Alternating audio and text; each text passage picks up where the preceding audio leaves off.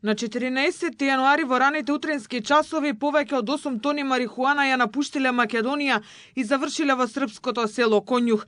Цветот од канабис, купен од струмичката фирма, во декември 2025 година вработените во скопската Алфа Фарм го спакувале во 200 кутии, а потоа газдата, сега прво осомничен, им дал 2 недели колективен одмор. Се почнало со договор да шверца дрога за српскиот црн пазар.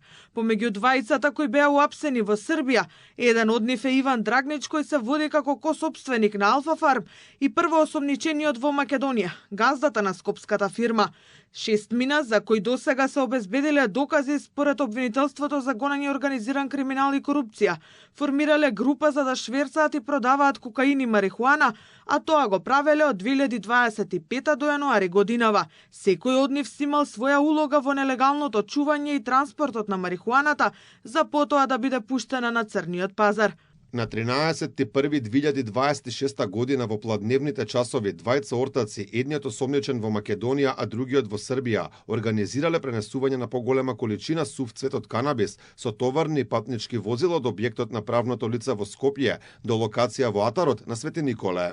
Газдата од Скопје го организирал превозот на дрогата и во 2 наврати таа била префрлена во Свети Николско.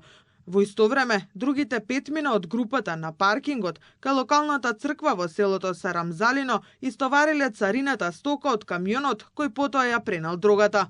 Осомничените заминале за Свети Николе, каде во испразнетото товарно возило биле натоварени кутиите со сув цвет од канабис. По извршениот утовар, осомничените на кои претходно им беше определен краткотраен притвор со товарното возило и приклучното возило, заедно со уште тројца осомничени со патничко моторно возило, се упатиле кон граничниот премин Табановце и ја напуштиле државата. Следното утро, 14 јануари годинава, во 20 минути до 4, камионот поминал на Табановце и стигнал до Конјух, каде дрогата била растоварена, а потоа откриена од српските истражни органи. Обвинителството бара притвор од 30 дена за двајцата осомничени кои веќе се во краткотраен, а според досегашните информации во Македонија запленети се околу 40 тони марихуана и над 1300 шишиња недоработено масло од канабис.